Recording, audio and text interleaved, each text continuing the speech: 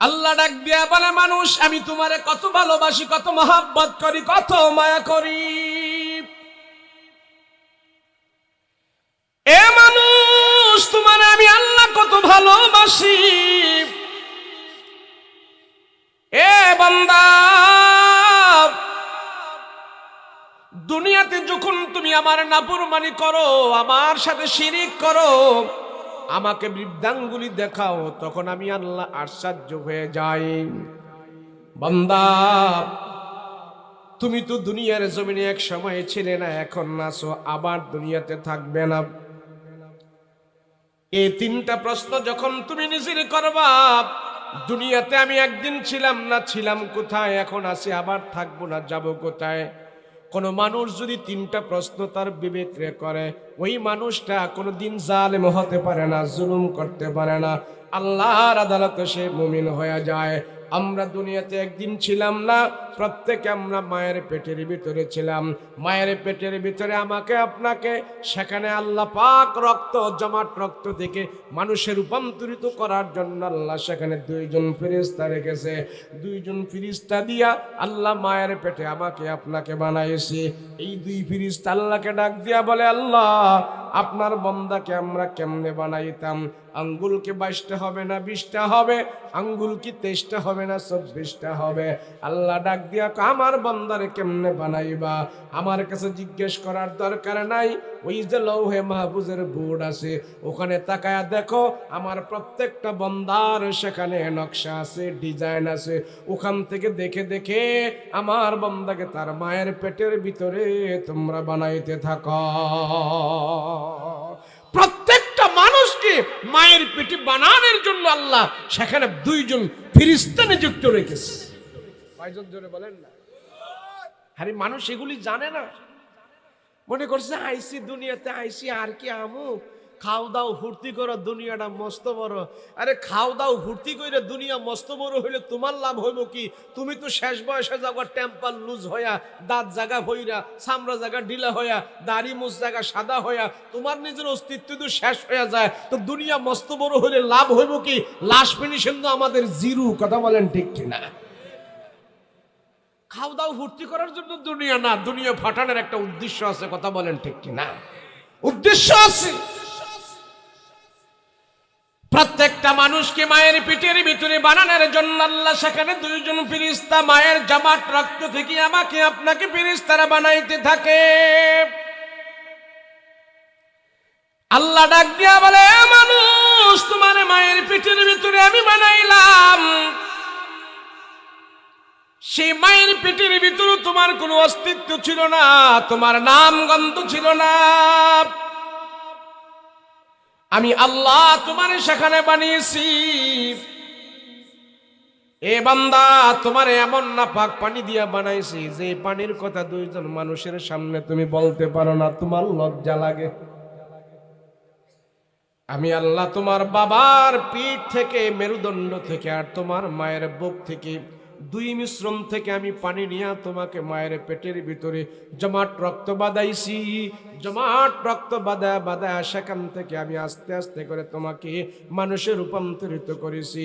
আমি আল্লাহ মায়ের পেটের ভিতরে তোমাকে ছোট্ট একটা জিন্দেগি দান করেছি। সেখানে তোমার কি প্রয়োজন, সেই প্রয়োজন আমি আল্লাহ তাআলা তোমার মায়ের পেটে আমি দিয়েছি। তোমার সেখানে কি খাবার প্রয়োজন, সেই খাবারের ব্যবস্থা মায়ের পেটে আমি করেছি। তোমার মায়ের পেটের ভিতরে তোমার কি খাবার খেলে আস্তে আস্তে তুমি বড় হবে, কোন খাবার খেলে তোমার সেখানে উপযুক্ত হবে, ওই উপযুক্ত খাবার আমি আল্লাহ নির্ধারণ করেছি। মায়ের পেটের খাবারও আমি আল্লাহ তোমার জন্য নির্ধারণ করেছি। আমি আল্লাহ তোমার সবচেয়ে বেশি ভালো জানি কোনটা খাইলে তোমার উপযোগী হবে, কোনটা খাইলে তোমার শরীরে ভিটামিন হবে, কোনটা খাইলে তুমি হুষ্টপুষ্ট তাজা হবে। সেই ভিটামিনের ব্যবস্থা আমি আল্লাহ নিজেই করে দিয়েছি। আল্লাহ ডাক দেয়া বলে, মানুষ দুনিয়াতে যাওয়ার আগে তোমার দুনিয়ার খাবারের ব্যবস্থা করেছি। দুনিয়া আসার পর তুমি কি খাইবে চিন্তা ভাবনা করা লাগবে না। তোমার খাবার যেটা উপযুক্ত খাবার, সেই খাবার আমি আল্লাহ তোমার জন্য নির্ধারণ করেছি। আল্লাহ কে মানুষ রে, মায়ের পেটের ভিতরে 10 মাস তোমাকে সেখানে খাবার ব্যবস্থা আমি আল্লাহ নিজে করেছি। আমাদের প্রত্যেকের মায়ের নাভির সাথে আমাদের নাভি বরাবর একটা রগ ছিল। এই রগ দিয়ে আল্লাহ পাক মায়ের নাপাক রক্ত আমাদের দিলের ভিতরে আমাদের পেটের ভিতরে প্রবেশ করায়া আল্লাহ ক মায়ের নাপাক রক্ত তোমাকে পান করায়া মায়ের পেটের ভিতরে তোমাকে আমি একটু মোটা করেছি। দুনিয়াতে আসার আগে মায়ের পেটের ভিতরে তোমার খাদ্যের প্রয়োজন ছিল, সেখানকার খাদ্য আমি আল্লাহ ব্যবস্থা করে দিয়েছি। ওখানেও ব্যবস্থা আমি আল্লাহ করে দিয়েছি। আল্লাহ পাক রব্বুল আলামিন ডাক দিয়ে বলে, এ বান্দা তোমারে আমি এত ভালোবাসি, এত মহব্বত করি, বান্দা আমার মতো করে কেউ মহব্বত করে না, কেউ ভালোবাসে না। আমি মনে করি আমার মা আমারে সবচেয়ে বেশি ভালোবাসে। আল্লাহ কয় না না। আমি মনে করি আমার নেতা আমারে ভালোবাসে। আল্লাহ কয় না। আমি মনে করি আমার বিবি আমারে সবচেয়ে বেশি ভালোবাসে। না না। বলে হুজুর আল্লাহ সুন্দর একটা রূপসী বিবি মিলাইছি, আমার বিবি আমি যা বলি তাই শোনে। আদমওয়ালা একজন বউ আল্লাহ মিলাইছি, কিন্তু সে আদমওয়ালা বউ আর তোমার ভিতরে চিন্তা করো, তোমার বিবির চাইতে 1000 গুণে বেশি আল্লাহ তোমারে সবচেয়ে বেশি ভালোবাসে। তোমার আদমওয়ালা বিবির সাথে তুমি যদি একটু 2 নাম্বারি করো, তোমার বিবির সাথে যদি তুমি একটু মতানৈক্য করো, তোমার বিবিকে রাইখা অন্য মহিলার সাথে যদি তুমি ফোনে কথা বলো, তোমার বিবি তোমার ঘরে তোমাকে ঢুকতে দিবে না।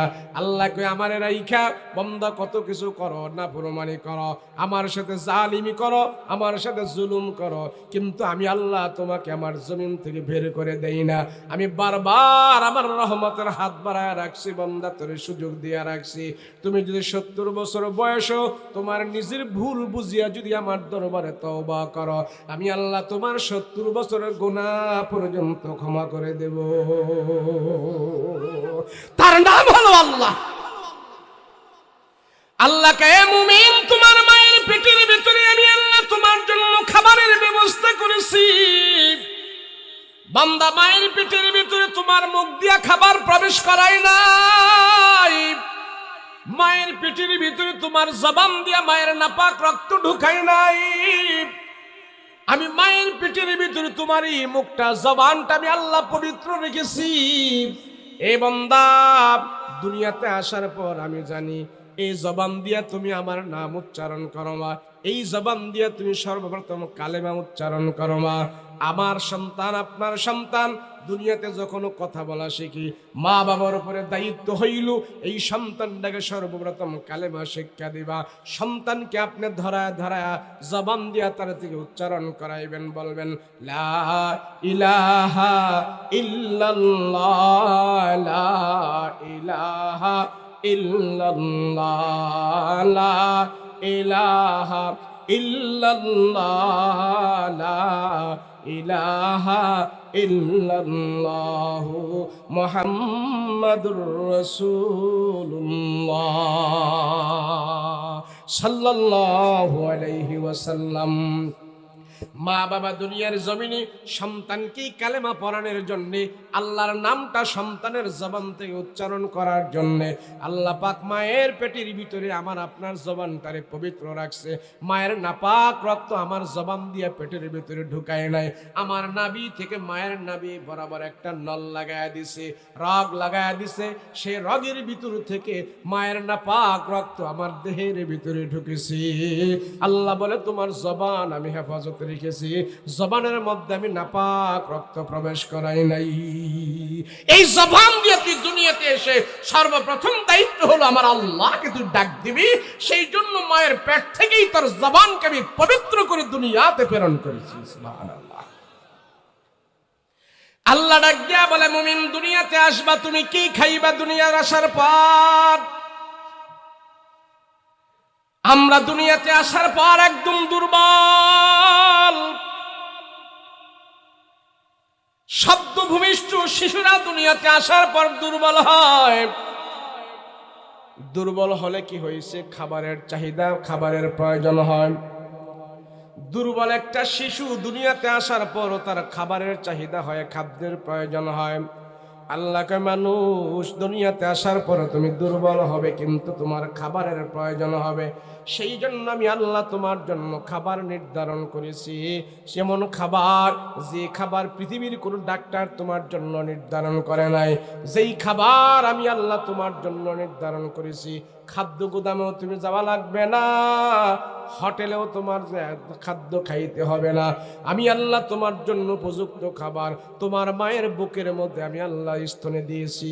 এমন দুধ আমি আল্লাহ তোমার জন্য নিযুক্ত করেছি, যে দুধের ভিতরে 70 প্রকারের ভিটামিন আমি আল্লাহ ঢুকাই দিছি।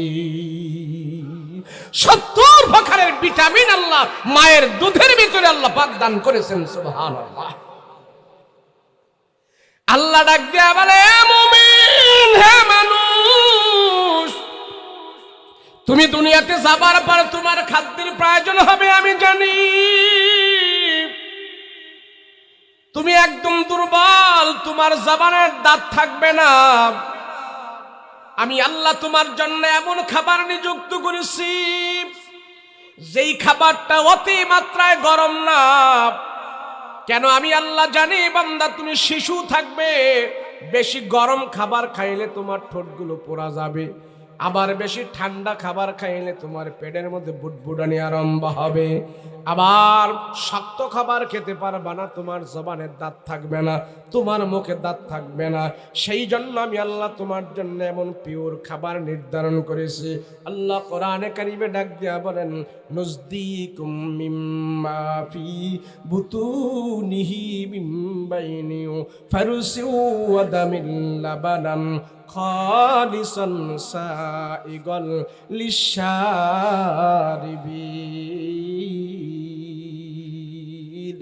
আমি আল্লাহ তোমার জন্য পিওর দুধের ব্যবস্থা করেছে মায়ের স্তনের ভিতরে। তোমার মা ভাত খাইলো, তোমার মা গোস্ত খাইলো, তোমার মা পানি খাইলো, শরবত খাইলো, সব কিছু খাইলো। এগুলো খাবার পর আমি আল্লাহ তাআলা এগুলার ভিতর থেকে তোমার জন্য পিওর খাবারের ব্যবস্থা করেছি। আমার মা, আপনার মা সব খাওয়ার পর এই খাবারের ভিতর থেকে ভিতরে যায় একটা ময়লা হয়েছে, প্রস্রাব হয়েছে, পায়খানা হয়েছে।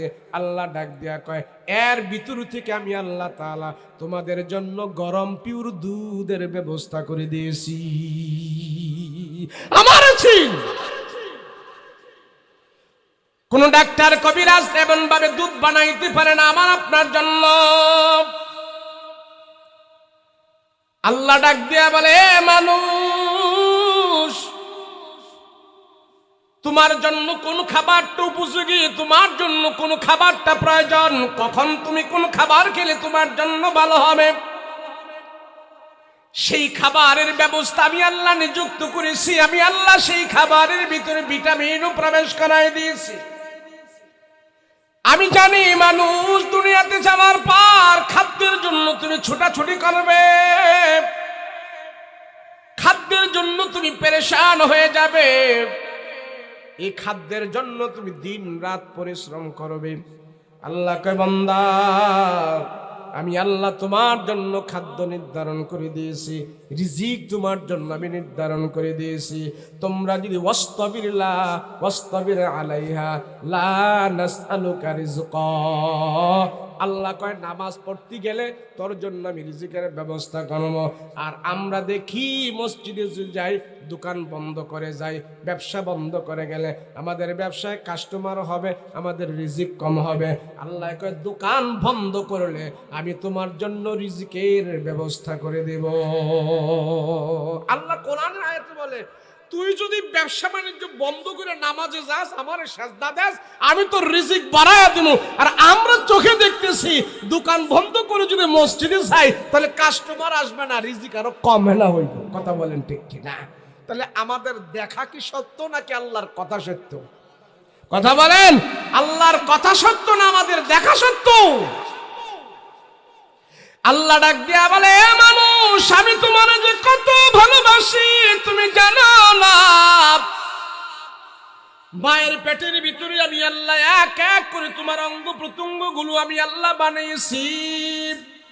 ফেরেশতারা আল্লাহকে ডাক দিয়া কয়, আল্লাহ আপনার বান্দারে কেমনে বানাবো? আল্লাহ কয়, আমার লৌহে মাহফুজের দিকে তাকাও, ওখানে আমার বান্দার নকশা আছে, ডিজাইন আছে।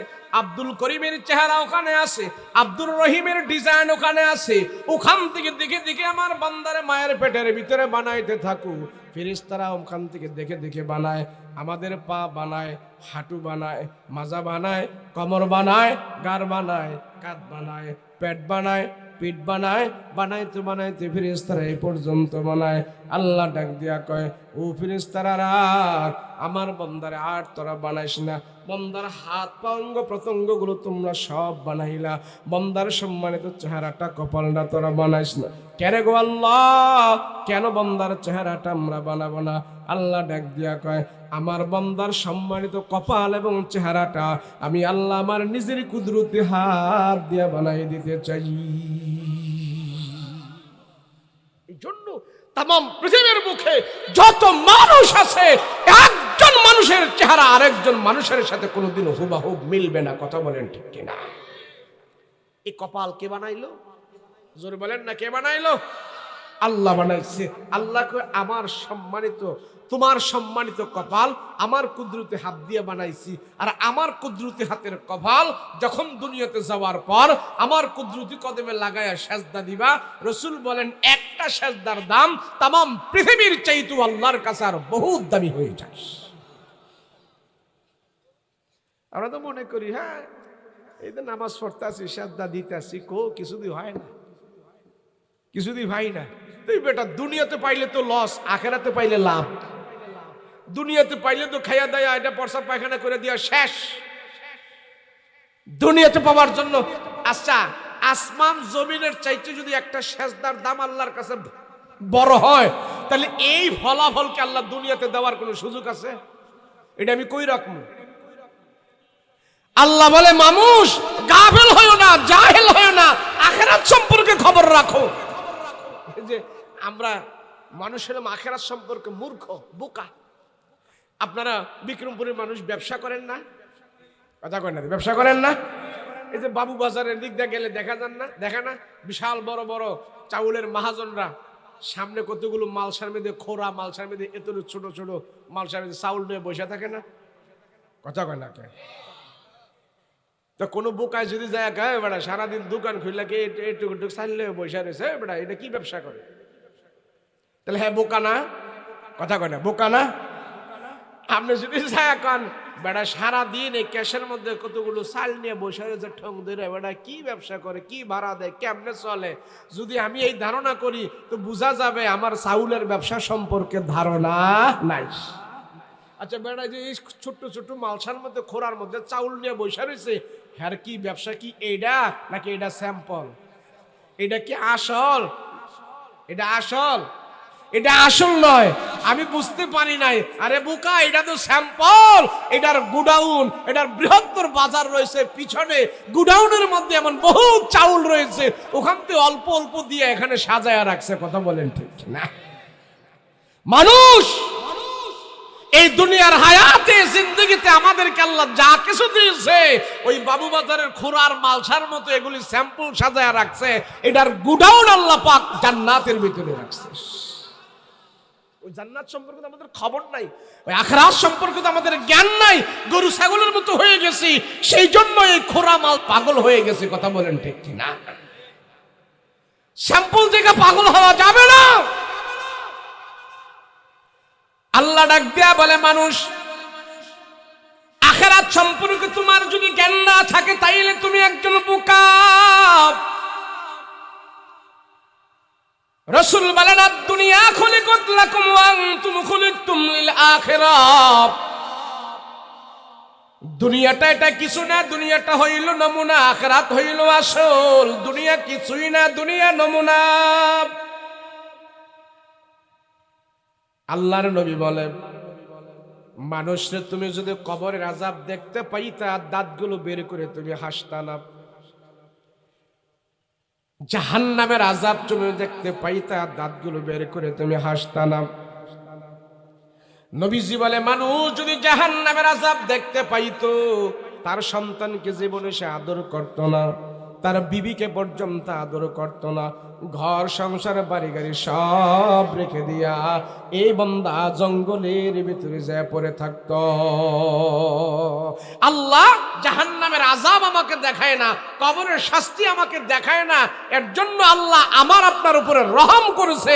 যদি আমাদের সামনে প্রত্যেক দিন জাহান্নামের আযাব ভাসতো, কবরের আযাব আমরা চোখে দেখতে পারতাম, আমরা দুনিয়াদারি কেউ করতে পারতাম না। সেজন্য আল্লাহ কয় আমি তোমাদের উপরে রহম করেছি, আমার চিন আমি যে কত রহম করনেওয়ালা। আল্লাহ ডাক দিয়া বলে মুমিন, তুমি মনে করো তোমার মা তোমারে বেশি ভালোবাসে, তোমার বিবি তোমারে বেশি ভালোবাসে, আমি আল্লাহ বলি না না, আমার আল্লাহর মতো তোমাকে কেউ ভালোবাসে না, কেউ ভালোবাসে না। আমি আল্লাহ তোমারে সবচেয়ে বেশি ভালোবাসি রে বান্দা। আমার ক্ষমার ভাগ, আমার দয়ার ভাগটা তোমার জন্য সবচেয়ে বেশি হয়। বান্দা তুমি যদি গুনাহ করো টিউবওয়েলের পানির মতো, আমি আল্লাহ তোমাকে টিউবওয়েলের পানির মতো ক্ষমা দিব না, আমি আল্লাহ তোমারে ক্ষমা দেব পুকুরের পানির মতো। তোমার গুনাহ যদি হয় পুকুরের পানির মতো, আমার আল্লাহর কাছে আত্মসমর্পণ করো, তওবা করো, আমি আল্লাহ তোমারে ক্ষমা দেব নদীর পানির মতো। তোমার পাপ যদি হয় নদীর পানির মতো, তুমি আমার কাছে তওবা করো, আত্মসমর্পণ করো, আমি আল্লাহ তোমাকে ক্ষমা দেব সাগরের পানির মতো। তোমার পাপ যদি হয় সাগরের পানির মতো, আমার দরবারে আত্মসমর্পণ করো, আমি আল্লাহ তোমাকে ক্ষমা দেব বিশাল বিস্তীর্ণ আকাশের চাইতে আরো বড়। তাহলে বলেন মায়া দয়া বেশি কার? কথা কয় না, মায়া দয়া বেশি কার? তাহলে বউয়ের কথা দিয়ে ফজর নামাজ পড়তে যাই না? মায়া দয়া যদি আল্লাহর এত বেশি হয়, তো বউয়ের কথায় রাত যাপন করে ফজরের নামাজে আমাদেরকে ভাবা যায় না, তাহলে আল্লাহ এত মায়া করে লাভ হইল কি? কথা বলেন ঠিক কিনা? সেই জন্য আল্লাহ আক্ষেপ করে আফসোস করে বলে কাইফা তাকফুরুনা বিল্লাহ। এ বান্দা তোমার কর্মকাণ্ড দেখে আমি আল্লাহ আশ্চর্য হয়ে যাই, আশ্চর্য হয়ে যাই। বান্দারে তুই কেমনে এমন নাফরমানি করস আমার সাথে? তোরে তো আমি নাপাক পানি দিয়া বানাইছি, 2 ফুটা নাপাক পানি দিয়া তোরে বানাইছি, যে পানির কথা 2 জন মানুষের সামনে তুমি বলতে পারো না, লজ্জা লাগি এমন নাপাক পানি দিয়া তোমারে বানাইছি। সেখান থেকে আমি আল্লাহ তোমারে রক্ত মাংস গড়ায়া একজন মানুষ তোমাকে বানাইছি। আল্লাহ ডাক দিয়া কয় কাইফা তাকফুরুনা বিল্লাহি ওয়া কুনতুম আমওয়াতা।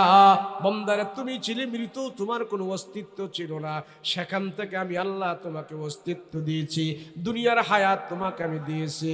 কুনতুম আমওয়াতা ফাহিয়াকুম, মৃত থেকে আমি আল্লাহ তোমাদেরকে জীবিত করেছি, এরপরে আমি আল্লাহ আবার তোমাকে মৃত্যু দান করব। সুম্মা ইউহয়িকুম, আবার তোমাদেরকে জীবিত করব। সুম্মা ইউমিতুকুম, আবার তোমাদেরকে মৃত্যু করব। সুম্মা ইলাইহি তুরজাউন, কবরের ভিতরে জীবিত করে আমি আল্লাহ আবার তোমাকে আমার কাছে ফিরায়া নেব। আমি তোমারে দিলাম, আমি তোমার সবকিছু করলাম, আমি আবার আমার কাছেই তোমাকে ফিরায়া নিব। তুমি বুঝো না কেন? এই এখানে 150 বছরের কোন মানুষ আছেন? মাত্র 150। কয়শো বছর জোরে কান? তো 150 বছরের একটা মানুষ এই বিক্রমপুরের ভিতরে খুঁজে পাওয়া যায় না, তো বোঝা গেল 150 বছর আমাদের খরচ করা সম্ভব না। কথা কন ঠিক না? আল্লাহ কয় না হয় 150 বছরে বাঁচলি, কিন্তু আমি আল্লাহ তো তোরে 150 বছরের আগে তুই কইছিলি, তুই নিজেও কইতে পারস না। কথা কন না? 150 বছর আগে তুই কইছিলি, কও 150 বছর পরে আবার কই যাবি, তোর ঠিকানা নাই। মাঝখানে তো 50-60 বছর একটা হায়াত পাইছস। আরে বেটা, 15 বছরের আগে তো আমরা দুনিয়ার কোনো মজাই বুঝি না। না ধরেন না 15 থেকে নিয়ে 40 বছর, তাহলে 40, 20, 25 বছর হলো আমাদের শরীরের গরমটা। কথা কোন ঠিক না? 50 বছরের পরে দাঁত লড়ে, চুল কালো, চুল সাদা হয়ে যায়, গায়ের চামড়া ঢিলা হয়ে যায়, আগের মতো মজা লাগে না, দুনিয়াদারিটা কেমন যেন লাগে। তাহলে হিসাব করলে দেখা যায় মাত্র 20 বছর আমাদের শরীরের গরম, আর বাকি সব হইল বোনাস। কথা কোন ঠিক কিনা? আল্লাহ কয় তুমি একটু হিসাব করো না, কয় বছর দুনিয়াতে আর কয় বছর থাকবা আখেরাতে। আখেরাতের জীবন যেটা শুরু হবে ওটা আর শেষ হবে না।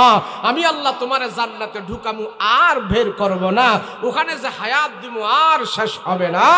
আমি তোমারে সেখানে অভাব দিব না, সেখানে রোগ সুখ বিমারি হবে না, জান্নাতে তোমার কোনো কষ্টই হবে না। কথা বলেন ঠিক না? আল্লাহকে বান্দা আমি তোর এই জন্য মায়া করি, মায়া করে আমি চাই তোরে জান্নাতের ভিতরে দিতে। তুমি আমারে কেন ছিল না, কারণটা কি? আল্লাহর কাছে সবচেয়ে বড় প্রিয় বান্দা হলো সে যেই বান্দাটা আল্লাহর কুদরতি কপাল দিয়ে আল্লাহর কুদরতি কদমে সাজদা দিয়ে বলে সুবহান রাব্বিয়াল আলা। এখন আমাদের সমাজে অনেক পীর আছে, অনেক পীর আছে, ইয়ারা বলে আমারে তোরা গুরু দি, আমারে খাসি দি, আমার উরুষে সবকিছু দি, তোরা নামাজ রোজা লাগবে না, আমি বাবায় তোদেরকে পাড়ায়া তরায়া সরায়া বেহেস্ত নিয়ে যাবো, এত নামাজ টামাজের কোনো দরকার নাই। আছে না নাই? আরে বহুত আছে, বহুত ভণ্ড আছে। আরে নামাজ যদি মাপ হইতো তাহলে সর্বপ্রথম মাপ হইতো নবীজির নামাজ। কথা কয় না ঠিক না? আমার রাসূল শেষ বয়স পর্যন্ত আল্লাহর কুদরতি কদমে সাজদা দিছে। নবীজিকে দুই সাহাবী ভর করে করে শেষ বয়সে ইন্তেকালের আগে রাসূল অসুস্থ হয়ে গেছে, তো নবীজি দুই সাহাবীর কাঁধে ভর করে করে মসজিদে যাইয়া আল্লাহর কুদরতি কদমে সাজদা দিছে, জামাতের সাথে নামাজ আদায় করছে। যেই নবীজি শেষ বয়স পর্যন্ত আল্লাহর কুদরতি কদমে সাজদা দিতে পারে, তো তুমি আর আমি কে? আমার আর তোমার জন্য নামাজ মাফ হবে কোন দুঃখে? কথা বলো ঠিক কি না? সেই জন্য আল্লাহ ডাক দেয়া বলে মুমিন তোমার এই সম্মানিত কপাল আমি আল্লাহ মায়ের হাতে আমার কুদরতি হাত দিয়া বানাই দিয়েছি। এ বান্দা তুমি দুনিয়াতে যাওয়ার পর তুমি যদি আমার কুদরতি হাতের কপাল লাগায় আল্লাহর কুদরতি কদমে সাজদা দাও, একটা সাজদার দাম তামাম দুনিয়ার চাইতো আমার কাছে আরো বেশি হয়ে যাবে। এ মুমিন তুমি আমারে সাজদা দিতে বলবা না, আমার কাছে সাজদা অনেক দাম। সেই জন্য আল্লাহ বলে যে এই বান্দাটা আমার কাছে আত্মসমর্পণ করে, দৈনন্দিন 5 বেলা যে মসজিদের ভিতরে যায় আর মসজিদ থেকে যারা বের হয়, আল্লাহ ডাক দিয়া কয় তোমরা সাক্ষী দেও তার ঈমান আছে। নবীজি বলে ফজরের নামাজ পড়ে যে মসজিদ থেকে বের হইল, আমি রাসূল বলি সে নামাজ পড়ে শুধু বের হয় নাই, ইসলামের পতাকা নিয়ে মসজিদ থেকে সে বের হয়েছে। কিন্তু আপনাদের এই মসজিদ কয়দিন পরে বাইরে দা টাইস লাগাইবেন, ভিতর দিয়া টাইস লাগাইবেন, কত জিগজাগ কত সুন্দর করবেন, কিন্তু মসজিদের ভিতরে যারা মুসল্লি আসবে ওই মুসল্লিদের নামাজগুলো সুন্দর হবে না। কথা কোন ঠিক না? মসজিদ আগে সুন্দর নয়, মসজিদের মুসল্লিদের নামাজ আগে সুন্দর করতে হবে, না হয় এই মসজিদ আল্লাহর দরবারে আপনাদের বিরুদ্ধে নালিশ করবে। মসজিদ আগে সুন্দর নয়, মসজিদের মুসল্লির নামাজ আগে সুন্দর। মসজিদের মুসল্লির নামাজ যদি সুন্দর না হয়, এই মসজিদ তার বিরুদ্ধে আল্লাহর আদালতে সাক্ষী দিবে। আল্লাহ আমার টাইস করে সাজাইছে, কিন্তু আমার ভিতরে যারা নামাজ পড়ছে এখন নামাজ সুন্দর ছিল না, কিন্তু তারা মসজিদ সুন্দর করছে। কথা বলেন ঠিক কিনা? নামাজ কেমনে সুন্দর করে? নামাজের 5টা সূরা সহিহ শুদ্ধ করে জানতে হবে। আপনি যদি নামাজের সূরা কালাম না জানেন, আপনি যদি এই যে বাইতুল মুকাররম গিয়েও নামাজ পড়েন, আল্লাহর খানায় কাবা সামনে নিয়েও নামাজ পড়েন, আপনার নামাজ হইব না। আর আপনার সূরা কেরাত সব শুদ্ধ আছে, বাংলা করে নামাজ পড়লেও আপনার সাজদা আল্লাহ কবুল করে নেবে। তাহলে আগে কোনটা দরকার? মসজিদ নাকি নামাজ সুন্দর করা? মসজিদ সুন্দর করে না নামাজ সুন্দর করা? ইল্লা মাশাআল্লাহ, যারা মসজিদ সুন্দর করে তারা নামাজও সুন্দর করবে। কথা বলেন ঠিক কিনা? শুধু মসজিদ সুন্দর করব না, আমরা নামাজও সুন্দর করব। কথা বলেন ঠিক কিনা? যখন আমাদের নামাজ সুন্দর হয়ে গেছে তখন আমাদের মসজিদও সুন্দর হয়ে যাবে। কথা বলেন ঠিক কিনা? মসজিদ সুন্দর করা এটা আবার অবৈধ কিছু না। আল্লাহ এটাও বলছেন যে আমার ঘর সুন্দর করো, সমস্যা নাই, কিন্তু ঘরের ভিতরে যেই কারণে তোমরা ঘর বানাইছো ওই কারণটারও সুন্দর করো না। কথা বলো ঠিক না? আচ্ছা, আমরা হুজুর এত নামাজের কথা বারবার কেন বলি? হ্যাঁ, আরে আমরা হুজুররা নামাজের কথা বারবার বলি না, আল্লাহ নিজে কোরআনে নামাজের কথা বারবার বলছে। কয়বার বলছে? কয়বার? কথা বল না, 82 বার। একবার বললে তো হয়তো 82 বার বলার কারণটা কি? বুঝা গেল যেই কথাটা আল্লাহ বারবার বলতেছে, তাকিদ দিয়ে বলতেছে, আল্লাহ সেই কথাটা খুব মজবুত করে বলতেছে, দরকারি বিদায় বলতেছে। ইমাম শাহ ওলিউল্লাহ মুহাদ্দিস দেহলভী রাহমাতুল্লাহ আলাইহি তার হুজ্জাতুল্লাহিল বালিগার কিতাবের ভিতরে লেখে, যারা নামাজ পড়ে আল্লাহ এই পৃথিবীতে 3 ধরনের মাখলুকাত বানাইছে। কয় ধরনের? কিছু কিছু আল্লাহর মাখলুকাত আছে দুনিয়াতে দাঁড়ায় রয়েছে, কিছু কিছু মাখলুকাত আছে রুকু দিয়া রয়েছে, কিছু কিছু আল্লাহর মাখলুকাত আছে একবার মাটির সাথে লাইগা রয়েছে, মানে সাজদা দিয়া রয়েছে। যেমন আল্লাহর মাখলুকাত দাঁড়ায় রয়েছে, গাছপালা পাহাড় এগুলো সব দাঁড়ানো মাখলুকাত। বিল্ডিং, গাছ, পাহাড় এগুলো সব দাঁড়ানো মাখলুকাত। আবার কিছু কিছু মাখলুকাত আছে এইভাবে রুকু দিয়া রয়েছে, আছে না? না, যেমন ফল এগুলা ধরে রয়েছে, লাউ ধরে রয়েছে, এগুলো হলো রুকু দিয়া রয়েছে, মানে মাঝামাঝি। আবার কিছু কিছু আল্লাহর মাখলুকাত আছে একবারে জমিনের সাথে লাইগা রয়েছে, যেমন মাছ, সাপ, বিচ্ছু, পিপিলিকা, এই সমস্ত পশু পাখি মাটির সাথে সবসময় লাইগা থাকে। তো রসুল শাহ ওলিউল্লাহ মুহাদ্দিস দেহলভী উনি বর্ণনা করতেছেন, আল্লাহর প্রিয় বান্দারা যে নামাজ পড়ে তাদের নামাজেরও 3 অবস্থা। একটা হলো দাঁড়ানো অবস্থা, একটা হলো রুকু অবস্থা, আর একটা হলো সাজদা অবস্থায়। এই 3 অবস্থায় যারা নামাজ করে, প্রথম যারা দাঁড়িয়ে দাঁড়িয়ে নামাজ পড়তেছে, তাম দুনিয়াতে আল্লাহর যত মাখলুকাত দাঁড়ায় রয়েছে, সমস্ত মাখলুকাতের পক্ষ থেকে ওই দাঁড়ানো নামাজওয়ালা না দাঁড়ায়া দাঁড়ায়া যে নামাজ পড়তেছে, সব মাখলুকাতের পক্ষ থেকে সে আল্লাহর দরবারে শুকর আদায় করতেছে। যেই বান্দা দাঁড়ানো অবস্থা থেকে আবার রুকুতে চলে যায়, রুকুতে যাওয়ার পর শাহ ওলিউল্লাহ মুহাদ্দিস দেহলভী রাহমাতুল্লাহ আলাইহি বলেন, এইভাবে মাঝামাঝি অবস্থায় যত আল্লাহর মাখলুকাত দুনিয়াতে আছে, সব মাখলুকাতের পক্ষ থেকে রুকু করেনেওয়ালা ব্যক্তিটা আল্লাহর দরবারে শুকর আদায় করতেছে। আবার যে আল্লাহর বান্দা সাজদা দিয়া পড়ে আছে, ওই সাজদা দিয়া সে বুঝাইতেছে দুনিয়ার জমিনের সাথে যত মাখলুকাত লেগে আছে, সাপ, বিচ্ছু, পিপিলিকা, পোকা মাকড়, আসমানের নিচে জমিনের উপরে জমিনের সাথে যেগুলো লেগে আছে, সাজদা দিয়া ওই সমস্ত মাখলুকাতের পক্ষ থেকে সাজদারত বান্দা অবস্থায় আল্লাহর দরবারে শুকর আদায় করতেছি। তাহলে যে নামাজের এই 3 অবস্থা পালন করে, সব মাখলুকাতের পক্ষ থেকে সে আল্লাহর দরবারে শুকরগুজার বান্দা হিসেবে কবুল হয়ে গেছে। সেজন্য আমরা বলি, ও ভাই, যার নামাজ নাই তার অন্য কোনো আমল নাই, যার নামাজ আছে আল্লাহ সব বাকি আমলও ঠিক করে দিবে। এখন কিছু কিছু বলে, হুজুর হয়তো নামাজও পড়ে, সুদও খায়, ঘুষও খায়, এইটা কেমনে চলে? কথা বলেন ঠিক কি না? নবীজির কাছে ধইরা আনছে, হ্যাঁ নামাজও পড়ে, চুরিও করে, নবীজি বলে তারে ছাইরা দাও, হ্যাঁ একদিন ভালো হয়ে যাব, চুরিও করবো নামাজও পড়বো, তার নামাজ একদিন তারে চুরি থেকে ফিরাইয়া দিব। কথা বলেন ঠিক কিনা? এর জন্য যারা সুদ খায়, ঘুষ খায়, বলা যাবে না আপনি নামাজ পড়তে আইন না, আপনি নামাজ পড়েন না। নামাজও পড়ো, সহি শুদ্ধ করে নামাজ পড়ো, আল্লাহর কুদরতি কদমে সাজদা দাও। আল্লাহ বলে, ইন্নাস সালাতা তানহা আনিল ফাহশাই ওয়াল মুনকার। একদিন নামাজ তারে খারাপ কাজ থেকে ফিরাইয়া সুজা সিরাতাল মুস্তাকিমের পথের উপরে নিয়ে যাবে। আপনি নামাজ কেন? এই যে আমরা মসজিদে যাই সেজদা দেই, একটা মানুষ সেজদা দিলে তার মাজা, কোমর, ঘাড়, কাঁধ সব ভাঙ্গা রুকু দিয়ে এইভাবে পড়ে থাকে। একটা মানুষ নামাজের সেজদা দিয়ে পড়ে থাকলে মানুষটার একবারে ছোট দেখা যায়। কথা বলেন ঠিক কিনা? আচ্ছা, সেজদা দিলে কি বড় দেখা যায় না ছোট দেখা যায়? আচ্ছা, সেজদা দিলে যে মানুষটা ছোট হয়, আপনি কি অন্য কোনো পদ্ধতিতে এর থেকে আরো বেশি ছোট হতে পারবেন? নামাজের সেজদা দিলে যে ছোট হয়, অন্য কোনো পদ্ধতিতে কি আরো ছোট হওয়া যায়? আর ছোট হওয়া যায় না।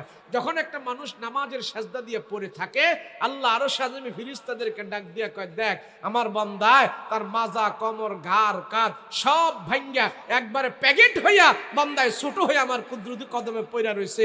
বান্দা এর থেকে আর বেশি ছোট হইতে পারে না, তোরা সাক্ষী থাক, আমার বান্দা ছোট হয়ে গেছে, আমি তার জান্নাত দিয়ে বড় বানাইয়া দিব। এর জন্য নবীজি নামাজ পড়ছে। কথা বলেন ঠিক কিনা? নামাজ আমাদেরকে অনেক সময় শয়তানে ধোঁকা দিয়ে দেয়, আরে বেটা ইবাদত বন্দেগী কতই করছো, এত করা লাগবো না, আল্লাহ মায়া দয় করে ব্যস্ত দিয়া দিব, আল্লাহর মায়া অনেক বেশি। আছে না? না নাই? এক মুসল্লি প্রত্যেক ওয়াক্ত সে নামাজ পড়ে মসজিদে যায়া, ইমামের পিছনে প্রত্যেক ওয়াক্ত সে নামাজ পড়ে মসজিদে যায়া। তো প্রতি ওয়াক্ত যে নামাজ পড়তেছে, তো এই মুসল্লিটা পাক্কা মুসল্লি। তো পাক্কা মুসল্লি হওয়ার কারণে শয়তান হের পিছে লাগছে। যে এর নামাজ থেকে কেমনে বঞ্চিত করা যায়। তো শয়তান একদিন রাতের বেলায় ঘরের সালের মধ্যে আইছে, আয়াকা আব্দুল করিম হাজী সাহেব।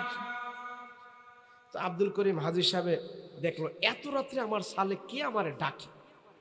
তুমি ঘুম থেকে উঠা বসছে, বসে বলে, কে? আমার ঘরের সালে কে? তুমি জানো না আমি আল্লাহ তোমার ঘরের সালে হাজির হইয়া গেছি। এখন আব্দুল করিম হাজী সাহেব কই, ও আল্লাহ, আপনি আমার ঘরের সালে আয়া পড়ছেন?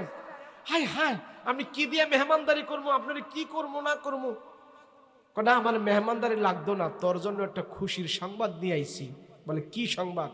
বলে, তুই তো শীতের মধ্যে এই যে গরম পানি ঠান্ডা পানি দিয়ে ওযু করস, ওযু করার জন্য রাতে 2টা-3টা বাজে উঠোস, তোর যে কষ্ট, আমি আল্লাহ আর তোর কষ্ট দেখতে চাই না।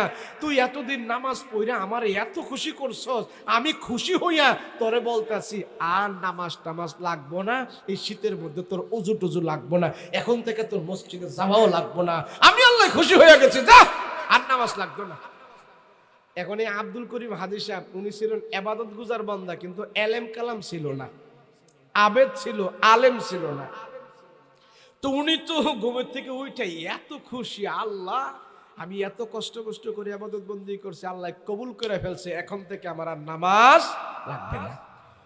এই খুশির ঠেলায় আল্লাহ আমারে দুনিয়াতে ফল হওয়াই দিছে, নামাজের ফল। ঘুমায় রয়েছে, এখন থেকে আর মসজিদে যায় না। তো প্রত্যেক দিন তো ফজরের নামাজ পড়ে মসজিদে যায়া, এখন আজকা মসজিদে আর যাইতেছে না। তো ইমাম সাহেব সালাম ফিরায় দেখে আমাদের নিয়মিত যিনি মুসল্লি মুতাওয়াল্লি উনি যে মসজিদে নাই, কি উনি কি অসুস্থ হয়ে গেল কিনা, উনি কি অসুস্থ হইল কিনা? আরে উনি তো নাই, উনি তো কোনোদিন জামাত তরক করে না, এশারের নামাজও পড়ে গেছে, এখন মসজিদে নাই। তাই উনি দোয়া টোয়া করে অন্যান্য মুসল্লি করে নিয়ে বলছে, আসেন আমরা আব্দুল করিম হাজী সাহেবের বাড়িতে যাই, দেখি উনি কি অসুস্থ কিনা, ওনার কি অবস্থা। তো দল বান্ধা কিছু মুসল্লি নিয়ে হাজী সাহেবের বাড়িতে আইছে। আয়কা হাজী সাহেব বাড়িতে আছেন? আজকে মোড়ই আলাদা। কয়, হ্যাঁ আসি হুজুর, কি কইবেন কন? আজকে আমি তো মনে করছি আপনার শরীর টরির ভালো না, আপনি আর আজকে ফজরের জামাতে শামিল হন নাই, যান নাই, আমরা তো মনে করছি আপনি অসুস্থ। কি ব্যাপার, যান নাই কে? কারণটা কি? আজকে থেকে আর মসজিদে যাবো না, আমার আর দেখতেন না। কয় কে? আরে কে বুঝেন না, আজকে রাত্রে আমার ঘরের সালের উপরে আল্লাহ নিজে আইসা বইলা গেছে, আমার অনেক এই যে এত ইবাদত বন্দেগী করছি এগুলো আল্লাহ নাকি কবুল করে ফেলছে, এখন আর আল্লাহ আমারে কষ্ট দিতে চায় না, আমারে রুখসুখ দিয়া দিছে, আল্লাহ আমার উপরে রাজি খুশি হইয়া বইলা গেছে, আমার আর এখন কষ্ট করে নামাজ পড়া লাগবে না। ইমাম সাহেবের বার আমল ছিল, এলেমও ছিল, উনি তো বুঝে ফেলছে কেসটা। হায় হায় হায়, কইল কি? হাজী সাহেব এই কথা কে কইছে আপনারে? কার কে কইব? আল্লাহ নিজে স্বয়ং আমার ঘরের ভিতরে আজকে রাতের 3টা বাজে আইসা আমার সালের উপরে বইসা আল্লাহ নিজে কইয়া গেছে, আমার আর নামাজ রোজা লাগবে না। ইমাম সাহেব লা হাওলা ওয়ালা কুওয়াতা ইল্লা বিল্লাহ। হাজী সাহেব, আরে এটা আল্লাহ কয় নাই, আল্লাহ কয় না। কে কইছে? আরে এই কথা কয় নাই আল্লাহ। আরে আপনি কোন কি? আল্লাহ নিজে আইসা আমার বাইতে কয়া গেছে, আপনি কি কোন? আরে না হাজী সাহেব, নামাজের জন্য নিষেধ আল্লাহ করে নাই। বলে কে করছে? কইটা মিস্টার ইবলিস ছাড়া এই কথা কেউ কয় নাই। এখন হাজী সাহেব কয়, তোর ইমাম সাহেব কি কোন এটা আপনি? ইবলিস সাহেব কি করতে আমার বাড়িতে? আরে না, আল্লাহ জীবনে এই কথা কয় নাই।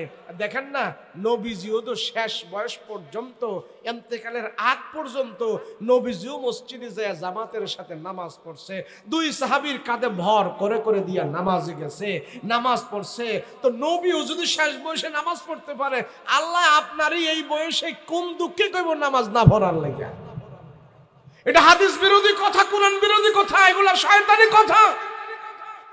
এখন তো হে হাজি সাহেব চিন্তা করতেছে, হ্যাঁ আসলে তো আমি তো নবীতে বড় না, নবীর যদি আল্লাহ শেষ বয়স যদি এই কথা কয়া যেতে পারে, মসজিদে নিয়ে নামাজ পড়াইতে পারে, তো আমারে তো না কওয়ার কথা না, তাহলে এটা কইল কেন? তো ইমাম সাহেব কই এটা ইবলিসে কইছে। ইবলিস? এটা ইবলিস, শয়তানে কইছে আপনার এটা কথাই বলে। হ্যাঁ এখন তো হাজি সাহেব এমন কান্না শুরু করছে, আল্লাহ আমি শয়তানের ধোঁকা বুঝি নাই, আয় আল্লাহ আমি শয়তানের ধোঁকা বুঝি নাই, আয় আল্লাহ শয়তান আমারে ধোঁকা দিয়েছে, আয় আল্লাহ আমি ধোঁকায় পড়ে গিয়া এক ওয়াক্ত নামাজ ছেড়ে দিয়েছি, কায়দা করে ফেলেছি, ও আল্লাহ তুমি আমারে মাফ করে দাও। হাজি সাহেব এক ওয়াক্ত ফজরের নামাজের জামাত তরক করে এমন কান্দা শুরু করছে, আয় আল্লাহ বুঝ হওয়ার পর থেকে মসজিদে নামাজে যাওয়া বন্ধ করি নাই, জামাত তরক করি নাই। ও মালিক আমি বুঝতে পারি নাই, জামাত তরক করে ফেলেছি শয়তানের ধোঁকায় পড়ে। তোমার সাথে ওয়াদা দিলাম আর জামাত তরক করব না, জামাত তরক করব না, জামাত তরক করব না। আমি ধোঁকা খেয়ে গেছি, শয়তান আমারে বোকা বানায় ফেলছে। ওই হাজি সাহেব ফজরের এক ওয়াক্ত নামাজ ছেড়ে দেওয়ার বিনিময় চোখের পানি ছেড়ে ছেড়ে কান্না করতেছে, কান্না করতেছে, জোহর পর্যন্ত কাঁদছে, জোহরের পরে আসর পর্যন্ত কাঁদছে, আসরের পর থেকে মাগরিব পর্যন্ত কাঁদছে। আল্লাহ ইচ্ছা করে কোনোদিন নামাজের জামাত তরক করি নাই, আজকে রাতের বেলা শয়তানের ধোঁকা আমি বুঝি নাই, আমারে নামাজ তরক করায় ফেলছে, জামাত তরক করায় ফেলছে। গো আল্লাহ তুমি আমার কি করবা করো। এইভাবে যখন কান্না করেছে, এশারের নামাজ পর্যন্ত কান্না করেছে, এশারের নামাজ পড়িয়া ঘুমে যাওয়ার আগে হাদি সাহেব শুধু কান্না করেছে, আল্লাহ তুমি আমারে মাফ করে দিও, শয়তানের ধোঁকা বুঝি নাই। এই কথা বলে যখন নাকি এশারের নামাজের পর হাদি সাহেব রাত্রির বেলা যা ঘুমাইলো, আজকেও রাতের 3টা বাজে উঠে ঘরের চালের উপরে ডাকতেছি, ও আব্দুল করিম হাদি সাহেব উঠেন, উঠেন উঠেন উঠেন। হাদি সাহেব ঘুমের থেকে ওইটা বলে, কে রে কে? গতকাল রাত্রে যিনি আসছিলাম, আজকে রাত্রে আমি তিনি চলে আসছি। কে? গতকাল তো আল্লাহ আইছিল, আজকা কে? কয় আল্লাহ না, গতকাল মিস্টার ইবলিসে আসছিল, এখনো মিস্টার ইবলিসি। কিরে শয়তান কেন আইলি? গতকাল আইসা তুই আমাকে এক ওয়াক্ত নামাজের জামাত ছাড়াইলি, আজকাও আমার ঘরে আইসা আবার আমাকে ডাক দিলি, কারণ কি? মিস্টার ইবলিস কয়, হাজি গো এক ওয়াক্ত নামাজ তার জামাত তোমারে তরক করায় আমি বড় ভুল করে ফেলেছি। কয় কেমনে ভুল করছ?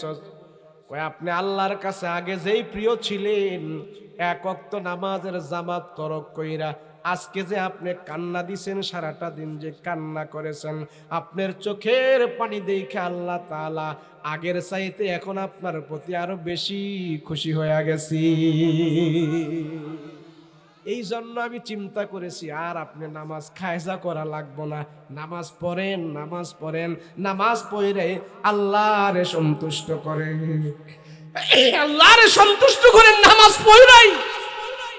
আগেই তো ভালো ছিলেন, তাহলে যারা খাঁটি মুমিন হবে, আল্লাহর পছন্দের মানুষ হবে, শয়তানও ধোঁকা দিয়ে এদেরকে পারবে না। কথা বলেন ঠিক কিনা? আমরা যদি ঈমানওয়ালা হই, আমরা যদি আমলওয়ালা হই, আরে শয়তান আমগুলো ঘুমের তো ডাইকা কইব আল্লাহর সামনে দাঁড়া। কথা বলেন ঠিক কিনা? আর কিছু কিছু মানুষ যদি শয়তান হয়ে যায়, শয়তান কয় আমার ডিউটি মানুষের লাগাই দিছে, আমি খেতা গায়দা ঘুমাই। কথা বলেন ঠিক না? মানুষ যদি শয়তান হয়ে যায় তো শয়তানের একটু রেস্ট পাওয়া যায়।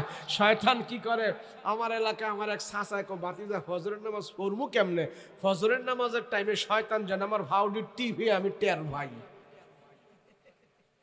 কিরে এই দিক দিয়ে আজানটা হয় আর এত মজা লাগে ঘুম বাতিজা, তখন আমি বুঝতে পারি শয়তানে যে আমার হাত পাও টিপতে থাকে। আমি কই চাচা বেশি টিপা টিপি কইরেন না, শয়তানে এই টিপা দিয়া আপনার পাও সব বডি জাহান্নামে নিয়ে যাইব, ওখানে গেলে কিন্তু সব টিপা ছুড়াই লাইব। কথা কোন ঠিক কিনা? এর জন্য গুনার ভিতরে যদি মজা পাওয়া যায়, আল্লাহর নাফরমানির ভিতরে যদি মজা পাওয়া যায়, এটা সামান্য সময়ের জন্য। এটার যন্ত্রণা যখন শুরু হবে তখন বোঝা যাবে যে কত কঠিন। ঠিক কিনা জোরে কন্যা? আমাকে যখন খাউজানি আরম্ভ হয়, এই আমরা খাও যাই না, শরীর খাও যাই না, এই কথা খাও যায় না, মনে চায় যে আরেকজন বদলা লইয়া খাউজানি শুরু করি। এত মজা খাউজানি। এই ভোলা পান খাও যাইলে মজা লাগে না? এমন মজা লাগে যে আরেকজন কামলা লইয়া খাও যায়। কিন্তু যখন খাও যাইতে দেখি লাল হয়ে গেছে, যখন খাও যাইতে দেখি আরে বাবা শুইলা গেছে, এখন যে ফুরানি আরম্ভ হয় মলম লাগাইলেও কাম হয় না। কথা কোন ঠিক কিনা? গুনাহটা ঠিক এমন, আল্লাহর নাফরমানিটা ঠিক এমন। আল্লাহর নাফরমানিটা ঠিক এমন। মানুষ যখন গুনাহ করতে থাকে এত মজা লাগে। আরে গুনার সাজা যখন আল্লাহ দিতে থাকে তখন লা ইলাহা ইল্লাল্লাহ ফইরা তওবা ইস্তেগফার ফইরাও আমার দিলের পেরেশানি দূর করতে পারি না। কথা বলেন ঠিক কিনা? এর জন্য আমরা 5 ওয়াক্ত নামাজ এই মসজিদে জামাতের সাথে পড়ব। রাজি আছি? বলেন রাজি আছি? নামাজ ছাড়া কোনো পরিচয় নাই। নামাজ ছাড়া যে ওলি দাবি করা যায় না, নামাজ ছাড়া সৎ মানুষ দাবি করা যায় না, আল্লাহর সাজদা করা ছাড়া নম্র ভদ্র হওয়া যায় না। নবীর কোন সাহাবী নামাজ ছাড়া ছিল না, কোন নবী রসুল আল্লাহকে সাজদা করা ছিল না। আমি আপনি যদি আল্লাহর সাজদা করা ছাড়া থাকি আর আমি যদি মুমিন, আমি যদি ভদ্র দাবি করি, এটা ভদ্র নয়। ভদ্র হলেও মনে রাখতে হবে যার নামাজ নাই, যার রোজা নাই, যার আল্লাহ বিল্লাহ করে না, আল্লাহরে মানে না, আল্লাহর হুকুমের প্রতি বিরুদ্ধাঙ্গুলি দেখায়, সমাজে যত ভদ্র দেখাবে সে ভদ্র শয়তান হবে, ভদ্র মানুষ হতে পারে না। আল্লাহ আমাদের সবাইর আমল করার তৌফিক দান করেন, বলেন আমিন।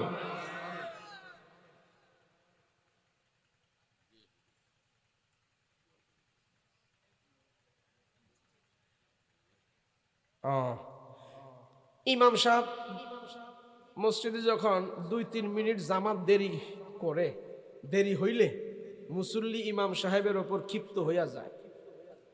হ্যাঁ, এবারে কিছু বলার জন্য এটা আর কি বলবো। ইমামতি শোনেন, পৃথিবীর বুকে ইমামতি যে চাকরিটা আছে, আমার যুগ বিয়োগে বাংলাদেশে কোনো কাজ টাইম মতো হয় না। বাংলাদেশের যত অফিসের ভিতরে নিয়ম কানুন যত করা হয়, অফিসের কর্মচারী, ম্যানেজার, অ্যাসিস্ট্যান্ট যা বলেন, কেউ নিয়মিত অফিস করে না বাংলাদেশে। এদিক সেদিক হয়, 2 মিনিট এদিক সেদিক হয় না? এই কথা কয় না, হয় না? ঢাকা শহর জাম লাগলে অফিসে 1 ঘন্টা পরে যায়। স্যার জামের জন্য 1 ঘন্টা পরে, তো স্যার এটা মান্য নেই জামের জন্য। তো যারা ইমামতি করে হ্যাগো কি জাম টাম লাগে না? কথা কয় না? হ্যাগো পায়খানা ফসরাব আছে না? হ্যাঁ, টয়লেটে গেলে ঢিলা লয়, কুলুপ লয়, তো হ্যাগো তো একটু ব্যবস্থা বা আসতে গেলে একটু 2 মিনিট দেরি হইতেই পারে, তাই না? এরপরও ইল্লা মাশাআল্লাহ আমি দেখি ঢাকা শহরে এত জাম, এই জাম, কিন্তু নামাজ 1:30টার জামাত 2টায় পড়ে না। কথা কোন ঠিক কিনা? 1টার আজান 1:30টায় হয় না। কথা বলেন ঠিক কিনা? এই বাংলাদেশে ইমাম মুয়াজ্জিন যারা আছে এরা টাইম টু টাইম নামাজ পড়ায়, মসজিদে আজান দেয়। কথা বলেন ঠিক কিনা? পৃথিবীর শুধু বাংলাদেশের ভিতরে একটা কাজের নিয়ম মাফিক হয়, সেটা নামাজ হয় আর আজান হয়। আর বাকি সব কাজ এলোমেলো হয়, 10 মিনিট দেরি হয়, 20 মিনিট দেরি হয়। জোহরের নামাজের আজান কোনোদিন 1:30টায় হয় না। এই হয়েছে আপনার দেশে 1:30টায় আজান দেয়? আজান দেয় না, 1টায়। হয়তো 2 মিনিট এদিক সেদিক হইতে পারে, এরপরও জাস্ট টাইম। যদি কোনো ইমাম সাহেব কোনো কারণে সেই কারণ এবং প্রয়োজন মুসল্লিরা বুঝতে হবে। ইমাম যিনি আছে তিনিও মুসল্লিদের কারণ প্রয়োজন বুঝতে হবে। ওজোর প্রত্যেক দিন থাকে না। ওজোর বুঝেন তো? ওজোর বুঝেন তো? অসুবিধা সমস্যা এটাও প্রত্যেক দিন থাকে না। এটা ইমামেরও প্রত্যেক দিন হবে না, মুসল্লিদেরও প্রত্যেক দিন হবে না।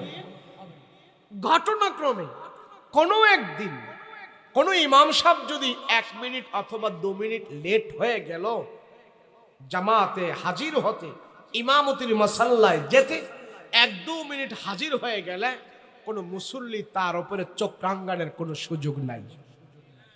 কেন নাই জানেন? কেন নাই জানেন? আপনি নিজে তার ইমাম মেনে এক্ষুনি তার পিছনে নামাজ পড়বেন, তো তার পিছনে আপনি 2 মিনিট পরে তার পিছনে নামাজে আপনি দাঁড়াচ্ছেন, তারে আপনি একতাদা করছেন, তারে ইমাম মেনে দাঁড়াচ্ছেন, দাঁড়ানোর 2 মিনিট আগেই আবার এই ইমামের পিছনে আপনি চোখ রাঙাইতেছেন, তার প্রতি একটা খারাপ আচরণ করলেন। তাহলে খারাপ আচরণ কইরা আবার যদি তার পিছনে আপনি দাঁড়ান, এটা তো মুনাফিকের আচরণ হয়ে যায়। যারে আমি ইমাম মানতেছি সে কোনো একটা উজুরের কারণে, কোনো একটা ভুলের কারণে অথবা কোনো অজুহাতে সে যদি 1-2 মিনিট দেরি করে আসে, তাহলে আমি তার প্রতি চোখ রাঙানো এটা আমার উচিত হবে না। কিন্তু এটা যদি প্রত্যেক দিনের অভ্যাস হয়ে যায় যে প্রতিদিনই ইমাম সাহেব দেরি করে আসে, তাহলে আপনারা সবাই বসে ইমাম সাহেবকে নিয়ে একটা সমাধা করবেন। প্রত্যেক দিন লেট করা তো আর ওজন না, এটা অভ্যাসে পরিণত হয়ে গেছে। কথা বলেন ঠিক কিনা? ওটাও দেখতে হবে, এটাও দেখতে হবে। শোনেন, যারা আমাদের সমাজে ইমামতি করে, মসজিদের ইমামতি যারা করে, সমাজে যদি 400 লোক থাকে তাহলে 800 চোখ ইমাম সাহেবের দিকে যায় থাকে। কথা কয় না? আর কিছু কিছু লোক আছে মসজিদে ঢুইকে এরা খোঁজে ইমাম সাহেব আমার একটু দাম দেয়নি, ইমাম সাহেব আমার সাথে একটু ভালো কথা কয়নি, ইমাম সাহেব আমারে সালাম দেয়নি, ইমাম সাহেব আমারে সম্মান দেয়নি। তুই বেটা কমিটি হইছ মসজিদের ভিতরে, ইমামের কাছে এত দাম চাওয়ার কারণটা কি? কথা কয় না? ইমাম আমারে কি দাম দিব? আমি না হেরে দাম দিব, হের পিছনে আমি নামাজ পড়ি। আমাদের কপাল কত কত বদনসিব কপাল, যে ইমাম 5 ওয়াক্ত নামাজের পরে রব্বানা আতিনা ফিদ দুনিয়া হাসানা ওয়া ফিল আখিরাতি হাসানা বলে দোয়া করে, আমার আব্বা আম্মার জন্য দোয়া করে, আমার জন্য দোয়া করে। প্রত্যেকটা ইমাম নামাজের পরে আমার মা বাবার জন্য দোয়া করে, আমার বংশ পর্যন্ত থেকে যারা কবরে গেছে সবার জন্য দোয়া করে, আমার জন্য দোয়া করে, বংশের সবার জন্য ইমাম সাহেব দোয়া করে। একদিনও বদদোয়া করে না? করে। এই কোন ইমাম কি মসজিদে কোন মুসল্লির জন্য বদদোয়া করছে? পাড়া মহল্লার কারোর জন্য বদদোয়া করছে?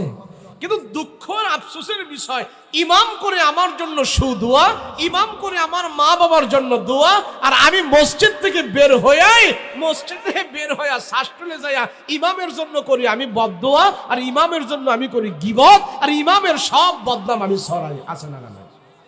তুই ইমাম করলো তোমার জন্য কি, আর তুমি করলা ইমামের জন্য কি? কথা বলেন ঠিক না? ইমাম যদি কোনো ভুল করে থাকে, ইমাম যদি কোনো আকাম করে থাকে, ইমাম সাহেব যদি কোনো গুনাহ করে থাকে, সে জবাবকে আপনি দিতে হবে। এই কথা বলেন, তাহলে আপনি এত মাতামাতি করেন কে? আপনি তার ভুল নিয়ে এত দৌড়ান কে? আপনি দায়িকা মুসল্লিদের সবাই বা আপনার কমিটি যারা আছেন বৈশা সুন্দর ভদ্রতার সহিত ইমাম সাহেবকে বইলা দিবেন।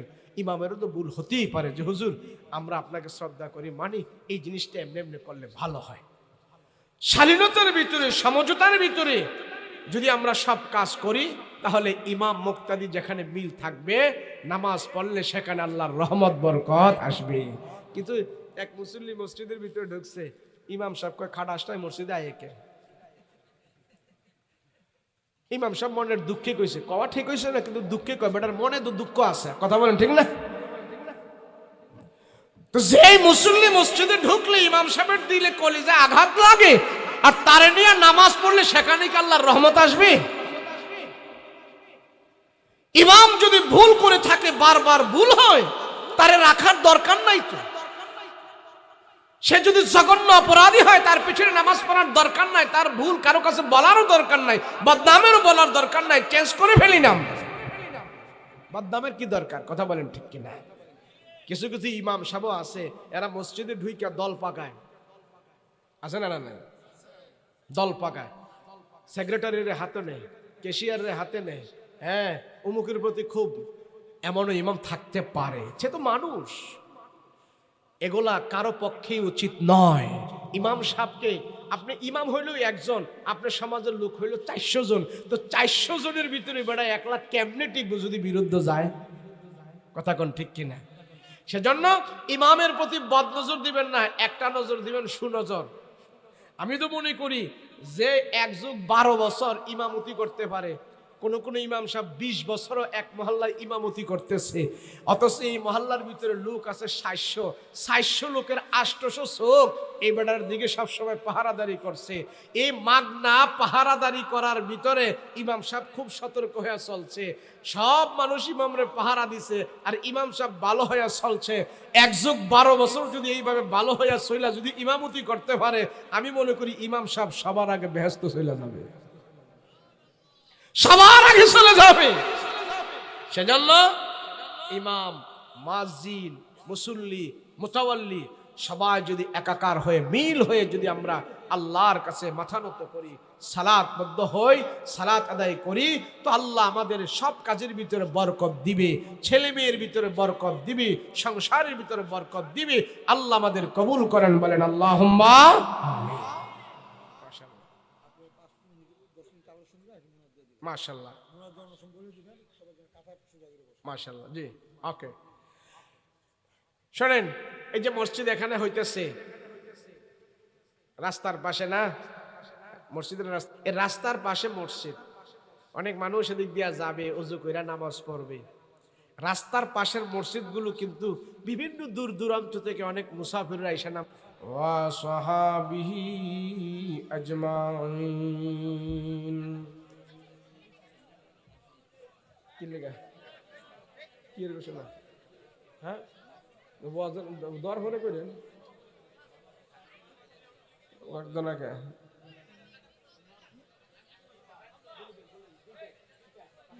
সংক্ষেপে দিয়ে দেন।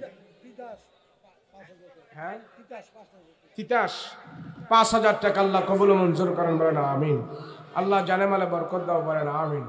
হায়াতে তৈয়বা দান করে, বলেন আমিন। আসসালামু আলাইকুম ওয়া রাহমাতুল্লাহি ওয়া বারাকাতুহু।